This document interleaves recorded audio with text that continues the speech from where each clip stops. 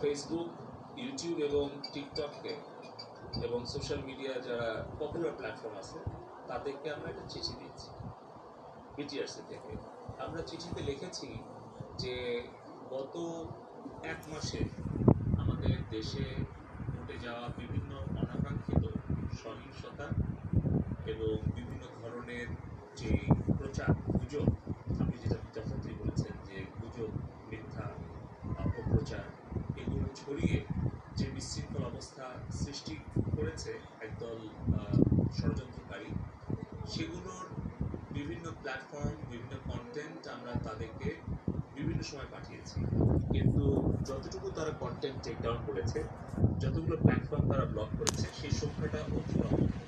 এবং এটা অগ্রহণযোগ্য আমাদের কাছে। এবং আমরা বলেছি যে বাংলাদেশের সংবিধান, বাংলাদেশের আইন এবং ফেসবুক, ইউটিউব, টিকটক তাদের নিজস্ব যে কমিউনিটি স্ট্যান্ডার্ড এবং তাদের যে পলিসি,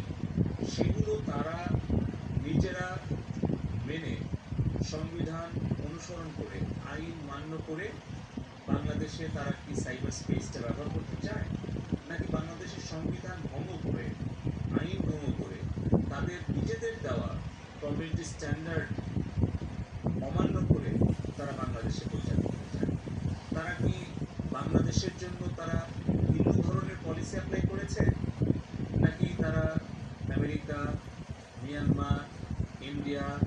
শ্রীলঙ্কা, সিঙ্গাপুর, অন্যান্য দেশে, তারা ইউরোপ, আমেরিকাতে, এশিয়াতে অন্যান্য দেশে যেভাবে তারা তাদের পলিসিগুলো অ্যাপ্লাই করে, সেই স্ট্যান্ডার্ড কি তারা নিজেরা আমাদের বাংলাদেশের মানছে, নাকি ভিন্ন ভিন্ন অবস্থান নিচ্ছে? আমরা দেখতে পাচ্ছি যে আমাদের বাংলাদেশ আওয়ামী লীগের সমর্থনে যেই পেজগুলো, যেই ফেসবুক অ্যাকাউন্টগুলো কাজ করত, এরকম 50টা পেজ এবং অ্যাকাউন্ট তারা ব্লক করে দিয়েছে। কিন্তু একই ধরনের কাজ বিএনপির ভেরিফাইড পেজ থেকে কিংবা বিএনপির যে সাজাপ্রাপ্ত সন্ত্রাসী তারেক জিয়া বিদেশ থেকে ইউটিউবে বা ফেসবুক লাইভে এসে যে সকল বক্তব্য দিচ্ছে, সেগুলো কেন ব্লক করা হচ্ছে না? সেই কন্টেন্টগুলো কেন টেক ডাউন করা হচ্ছে না? কিংবা যেগুলো চিলড্রেন অ্যাবিউজ কিংবা আপনার আপনার আমাদের নারীদের প্রতি যে আক্রমণ অথবা অগ্নিসংযোগ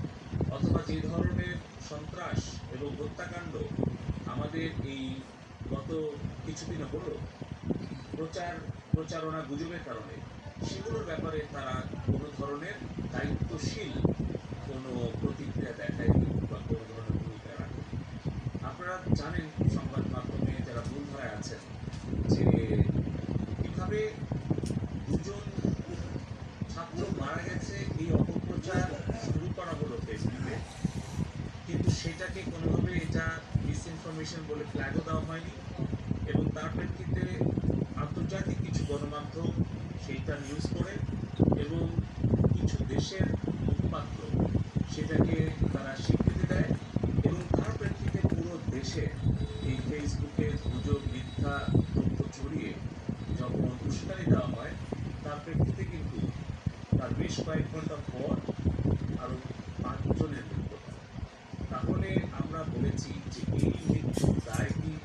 ফেসবুক এড়াতে পারে?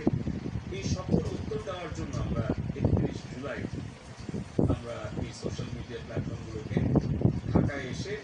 বিটিআরসিতে তাদেরকে লিখিত এবং মৌখিকভাবে জবাব এবং ব্যাখ্যা দেওয়ার জন্য আমরা অনুরোধ করেছি। তারা এসে যুক্তি এবং ব্যাখ্যা দিয়ে যদি আমাদেরকে বোঝাতে পারে যে সারা বিশ্বের সব দেশের জন্য তাদের নীতিমালা একই এবং অন্যান্য দেশে তারা যেভাবে কন্টেন্ট তারা টেক ডাউন করে বা ব্লক করে, বাংলাদেশের ক্ষেত্রেও তারা সমানভাবে তাদের এই বৈষম্যমুক্ত আচরণ করছে বা করেছে বা করবে, তাহলে এগুলো